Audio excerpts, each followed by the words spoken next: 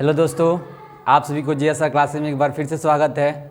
आप सभी के बीच में हम लेकर आए हैं आज त्रिभुज। त्रिभुज को हम अंग्रेजी में कहते हैं ट्रायंगल। आइए सबसे पहले जानते हैं कि ट्रायंगल मतलब त्रिभुज कहते किसे हैं। किसी समतल में स्थित वह आकृति जो तीन भुजाओं से घिरी हो उसे क्या कहते हैं? त्रिभुज कहते हैं। अर्थात ऐसे बोल सकते हैं, तीन भुजाओं से घिरी हुई बंद आकृति को त्रिभुज कहते हैं। लिख लेते हैं, किसी समतल में स्थित तीन भुजाओं से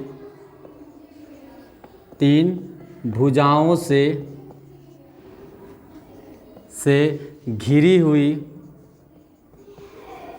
हुई बंद आकृति को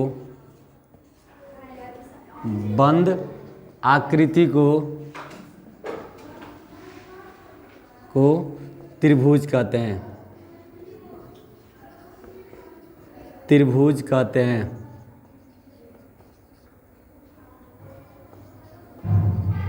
फिर से देखते हैं कि वह आकृति जो तीन भुजाओं से घिरी होती है उसे क्या कहते हैं? हम त्रिभुज कहते हैं। या ऐसे बोल सकते हैं कि किसी समतल में स्थित वह आकृति जो तीन भुजाओं से घिरी होती है उसे क्या कहते हैं? त्रिभुज कहते हैं।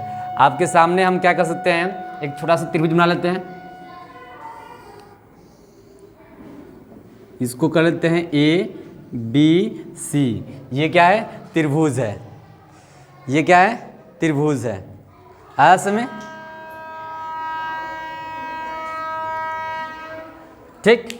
अब हम जानते हैं कि त्रिभुज के, जिससे हमने त्रिभुज समझ गया त्रिभुज किसे कहते हैं। अब इसके हम क्या करते हैं, गुण को चर्चा करते हैं कि गुण आखिर इसके गुण क्या क्या आते हैं। यानी त्रिभुज के अंतर्गत हम क्या क्या आता है, इसका गुण में क्या क्या आता है। तो सबसे पहले हम लिखेंगे कि त्रिभुज के गुण,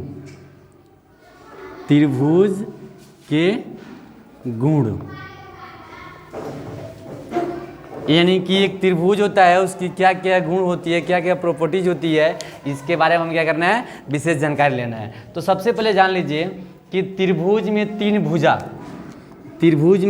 होती है? तीन भुजा होती है। त्रिभुज में तीन भुजा होती है और तीन कोण होता है। किसी त्रिभुज में भुजा कितनी होती है? तीन भुजा होती है और कितना कोण होता है? तीन कोण होता है। आया समझ? तो पहला गुण ये हो जाएगा कि त्रिभुज में तीन कोण और तीन भुजा होती है। त्रिभुज में तीन कोण तीन भुजा होती है। आज में पहला गुण समझ में आया। आइयो पे चीज़ें आपको समझ में आ रही होगी क्या कि पहला चीज़ ये जानिए कि त्रिभुज में तीन कोण होती हैं और तीन भुजाएं होती हैं। आपके सामने देखिए कि ये जो भुजा है इसको हम भुजा बोलते हैं। तो 1 2 3 इसमें कितनी भुजा है?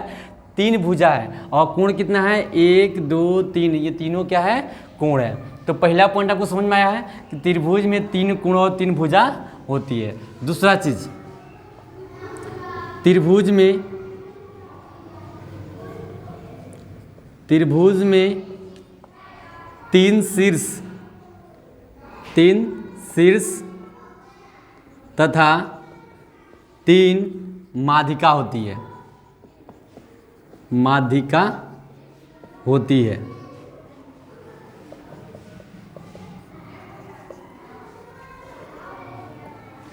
ठीक।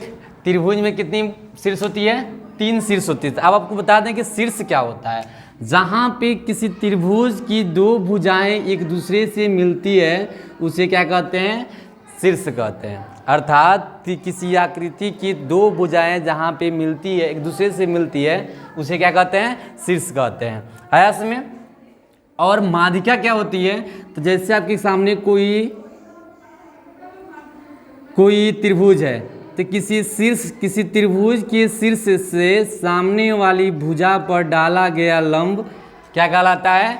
त्रिभुज की शीर्ष कहलाता है, माध्यिका कहलाता है। यानी किसी त्रिभुज के किसी त्रिभुज के शीर्ष से सामने वाली भुजा पर डाला गया लंब क्या कहलाता है? त्रिभुज का माध्यिका कहलाती है। आया समझ? तो त्रिभुज में माध्यिका कितनी होती है? जैसे यहाँ से हम डाल लें तो एक माध्यिका ये हो गई, यहाँ से डाल लें तो एक माध्यिका ये हो गई, यहाँ से डाल लें तो एक माध्यिका ये हो गई। यानी कि त्रिभुज में कितनी माध्यिकाएं होती हैं? 3 होती हैं। और एक चीज़ और जान लेते हैं कि त्रिभुज में तीनों कोणों का योग कितना होता है? 180 अंश होता है। त्रिभुज के तीनों कोणों का योग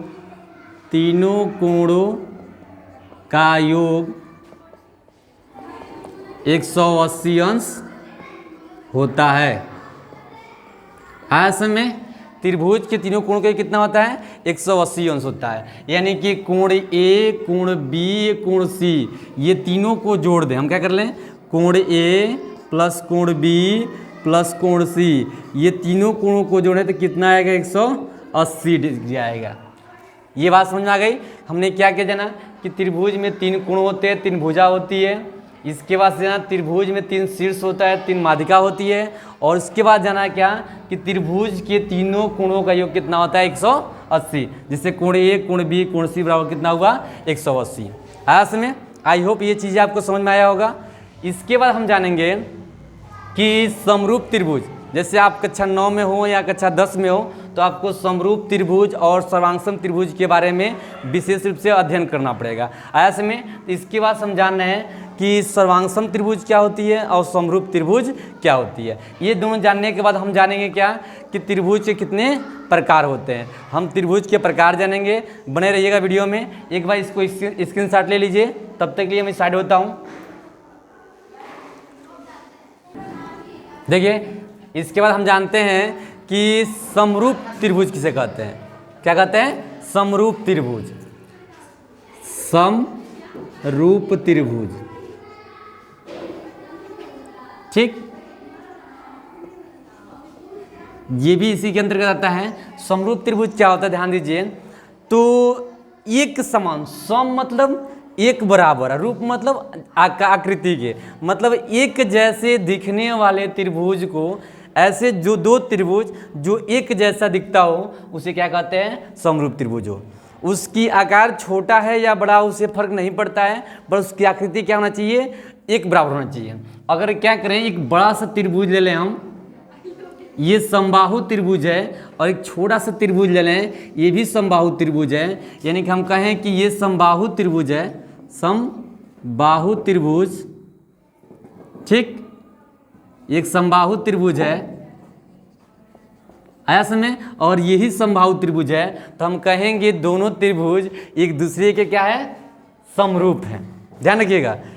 समरूप में मतलब क्या होता है? आकार में बस क्या होता नहीं, मतलब वो आकार भले बड़ा छोटा हो, परंतु उसकी क्या होना चाहिए? जो त्रिभुज है वो उसकी आकृति एक समान होना चाहिए। जैसे कहें एक बड़ा सा हाथी हो, एक छोटी उसके हाथी की बच्चा हो, ये दोनों क्या है? समरूप है। हम कहें एक बड़ा सा इंसान हो और उसका छोटा सा एक बच्चा हो, ये दोनों क्या है? समरूप है। मतलब एक जैसे दिखते हैं, भले उसका आकार क्या हो, बड़ा हो या छोटा हो। आई होप ये चीज़ आपको समझ में आ रहा हो। तो समरूप त्रिभुज किसे कहते हैं? कि वे 2 त्रिभुज जो आकृति में एक जैसे हो परंतु आकार में भिन्न भिन्न हो, तब ये दोनों त्रिभुज क्या कहलाते हैं? समरूप त्रिभुज कहलाते हैं। अगर मैं इसी को दिख लूँ तो ये बी सी, ये जो त्रिभुज है यहाँ पे है पी क्यू आर, ये दोनों त्रिभुज क्या होंगे? समरूप त्रिभुज होंगे। आया समझ में? यानी कि त्रिभुज ए बी सी समरूप होगा। क्या होगा? समरूप होगा त्रिभुज पी क्यू आर के। आई होप ये चीज़ें समझ में आ रही है कि समरूप त्रिभुज क्या हो कि भले ही उसका आकार बड़ा हो या छोटा हो, परंतु इसकी आकृति सेम होनी चाहिए। अगर ये समबाहु त्रिभुज है तो ये भी क्या होगा? समबाहु त्रिभुज होना चाहिए। अगर ये विषमबाहु त्रिभुज है तो ये भी विषमबाहु त्रिभुज होना चाहिए। आई होप ये चीज़ें समझ में आया होगा। इसके बाद हम आते हैं कि सर्वांगसम त्रिभुज। इसके बाद क्या आते हैं? सर्वांगसम त्रिभुज। देख लेते हैं सर्वांगसम त्रिभुज क्या होता है।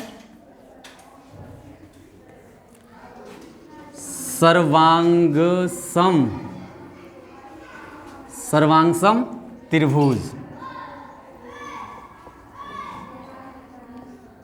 सर्वांगसम त्रिभुज क्या कहता है कि वे दो त्रिभुज जिनकी सभी भुजाएं और सभी कोण दूसरे त्रिभुज की सभी भुजाएं और सभी कोणों के क्या हो, एक बराबर हो, उसे क्या कहते हैं, सर्वांगसम त्रिभुज कहते हैं। यानी कि वे दो त्रिभुज जिसमें पहले त्रिभुज की सभी भुजाएं दूसरे त्रिभुज की सभी भुजाओं के बराबर हो, तो उसे क्या कहते हैं, सर्वांगसम त्रिभुज कहते हैं। जैसे अगर आपके सामने क्या हो, एक त्रिभुज हो ए बी सी, अगर इसका मान 4 सेमी हो, इसका मान 4 सेमी हो, इसका मान 4 सेमी हो, ये 4 सेमी हटाइए, इसको हम कर लेते हैं यहाँ पे 60 डिग्री कोण बना रहा हो। ऐसे यहाँ पे पी क्यू आर हो, तो यहाँ भी इसका 60 डिग्री कोण बनता हो, ये भी 4 सेमी का हो, ये भी 4 सेमी का हो, तो हम कहेंगे ये दोनों त्रिभुज क्या है, सर्वांगसम त्रिभुज है। जैसे देख लीजिए त्रिभुज ए बी सी सर्वांगसम, ये सर्वांगसम चिन्ह है त्रिभुज पी क्यू आर, यानी कि त्रिभुज ए बी सी जो है त्रिभुज पी क्यू आर का क्या है, सर्वांगसम है।